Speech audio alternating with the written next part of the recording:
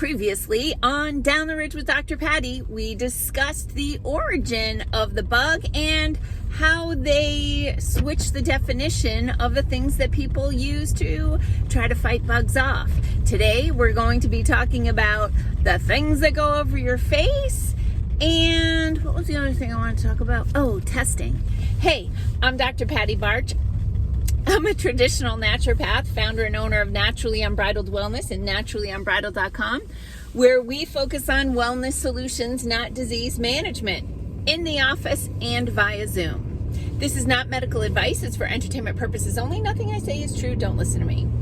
All right. So what did I say we were going to talk about? Oh, the face coverings. Okay. I'm going to talk about that quick, and then I'm going to get into the testing. Ready? Oh, first of all, thank you to everyone that did such a great job boosting yesterday's video by commenting, sharing, liking, subscribing, whatever you did to interact with the video. It definitely helped. So keep up the good work. Okay, so the mask thing. Now, keeping in mind, I worked in a level 3 biocontainment facility when I worked in biotech. I was also on the safety committee. And when they started recommending masks for viruses, I'm going to say the words. Let's see what happens. I was like, okay, that's weird. So remembering that viruses are orders of magnitude smaller than bacteria. In general, surgical masks are used to prevent people from accidentally spitting bacteria into a surgical site or a sterile field. Not for viruses. If you've seen, viruses are handled in a level 4 biocontainment facility, which often will include like a suit and a gas mask, not a gas mask, you know what I mean? Like ventilation, right? Like personal, like you're in a little moon suit. So I heard people say that expecting a mask, especially like a one made out of a t-shirt or something, to stop a virus is like throwing a handful of sand at a chain link fence and thinking it's going to stop it. It's not.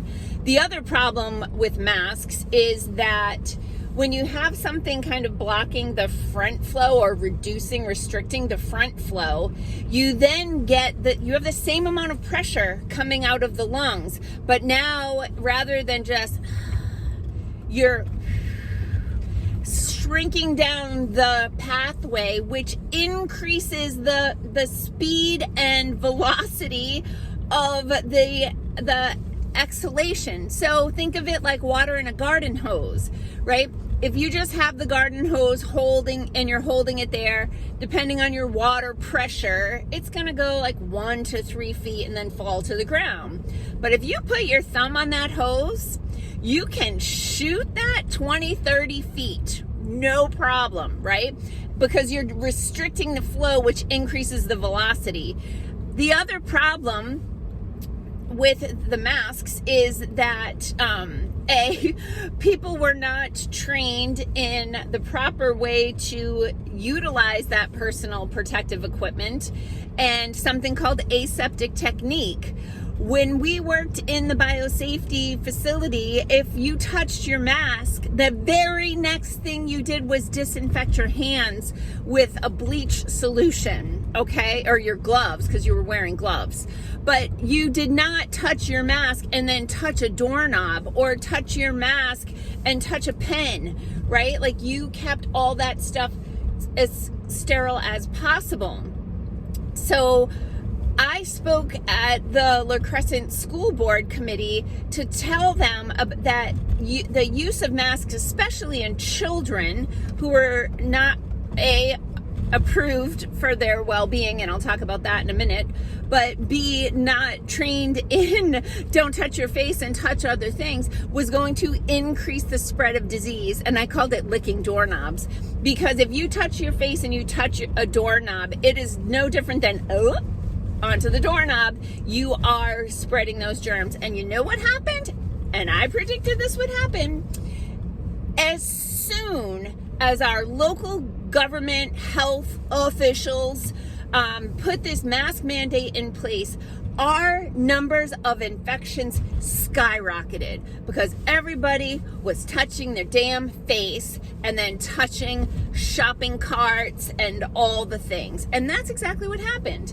The other thing I wanted to say about masks is that when I worked in biotechnology and I was on the safety committee, one of the things I would do is make sure that the people in the department all filled out their annual safety questionnaire that you had to fill out before you could use a surgical mask or a respirator or an N95. Anything you're going to put over your face, you had to be approved by the OSHA safety officer in the building.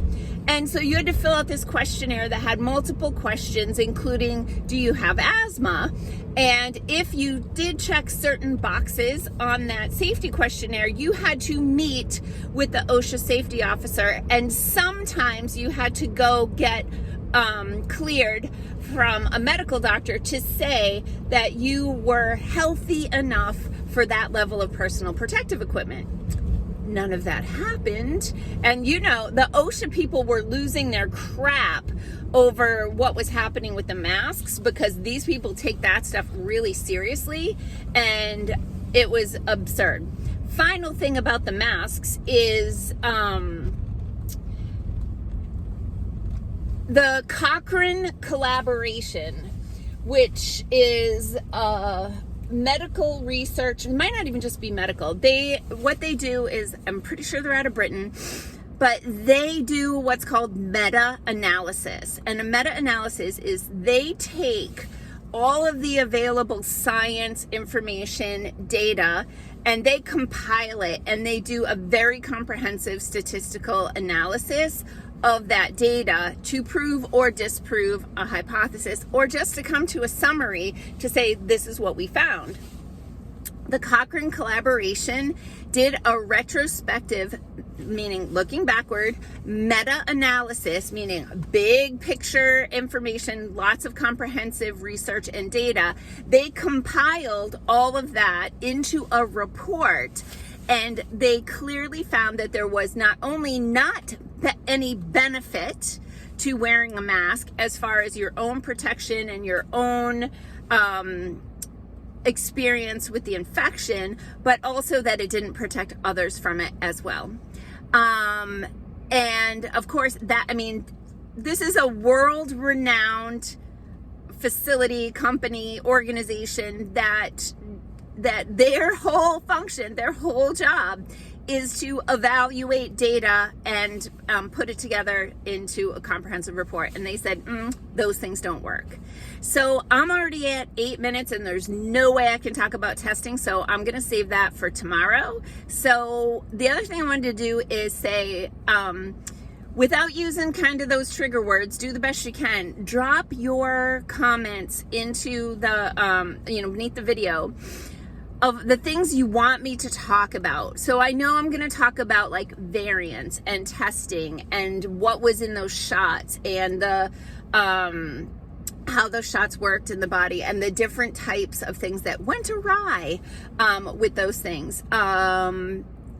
And some other stuff as well. But I don't want to miss anything. I want to kind of keep this in my own Cochrane collaboration summary. But drop it into the comments what you want to learn. And if I have information to share about it, I will do it in future videos as long as I can and I don't get hushed up. Peace out, peeps. Have a healthy day.